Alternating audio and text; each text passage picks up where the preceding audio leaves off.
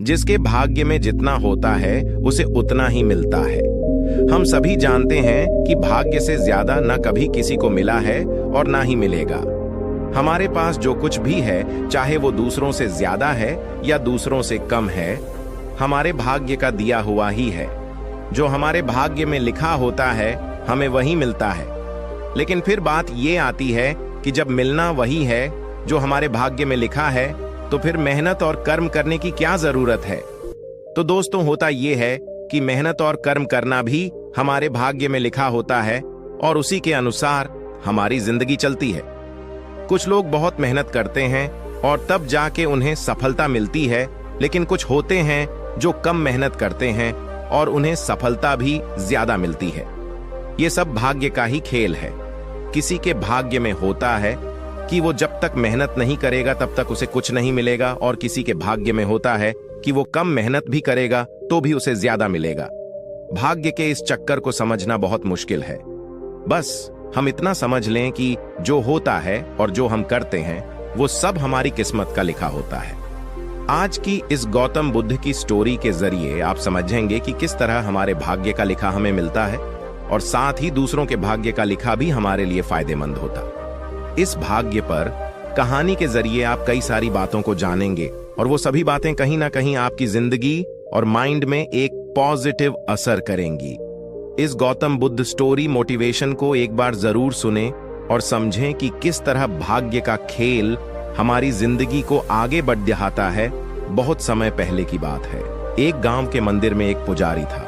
वो पुजारी अपना सारा समय मंदिर की सफाई, पूजा पाठ, आने जाने वालों के लिए पूजा करने में ही बिताता था। उसके परिवार में कोई नहीं था और वो अपना खाना पीना मंदिर में होने वाले चढ़ावे से ही चलाता था। वो पुजारी व्यवहार का बहुत अच्छा था। उसके मन में पैसों के प्रति ज्यादा लालच नहीं था।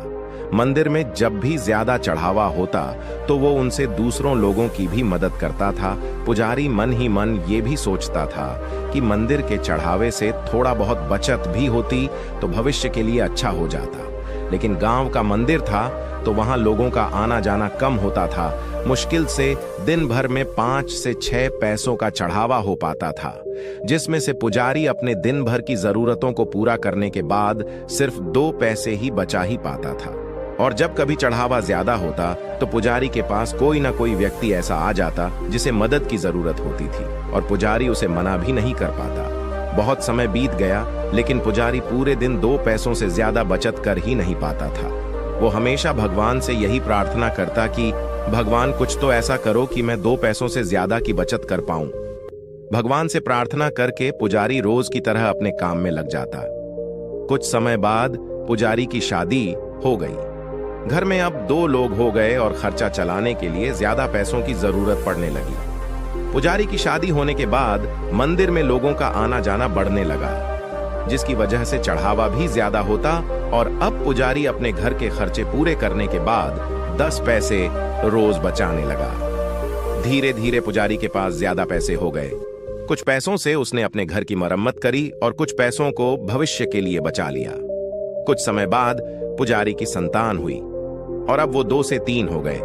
पुजारी की संतान होने के बाद अब पुजारी ने देखा कि वो अपनी दिन भर की जरूरतें पूरी करने के बाद 15 पैसे बचा लेता है। धीरे धीरे बच्चा बड़ा हुआ और स्कूल जाने लगा।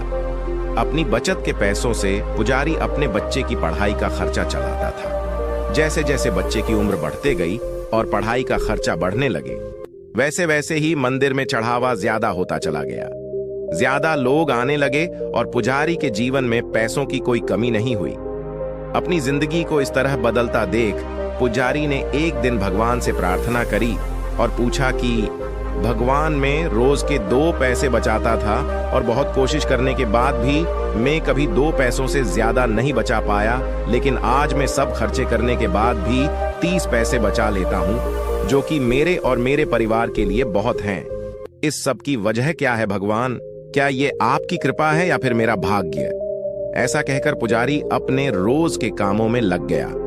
रात हुई और जिस समय पुजारी गहरी नींद में था, उस समय भगवान गौतम बुद्ध उसके सपनों में आए और बोले, भक्त, न तुम्हारा भाग्य बदला है और ना ही मैंने कोई कृपा करी है।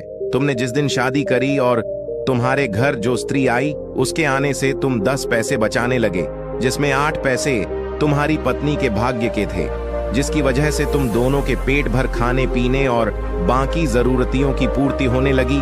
फिर तुम्हारी संतान हुई और उसके होने के बाद तुम 15 पैसे बचाने लगे, जिसमें से 5 पैसे तुम्हारी संतान के भाग्य के थे, और आज जो तुम 30 पैसे बचा रहे हो उसमें से 15 पैसे तुम्हारे बच्चे की पढ़ाई और उसके बेहतर भविष्य के भाग्य के हैं।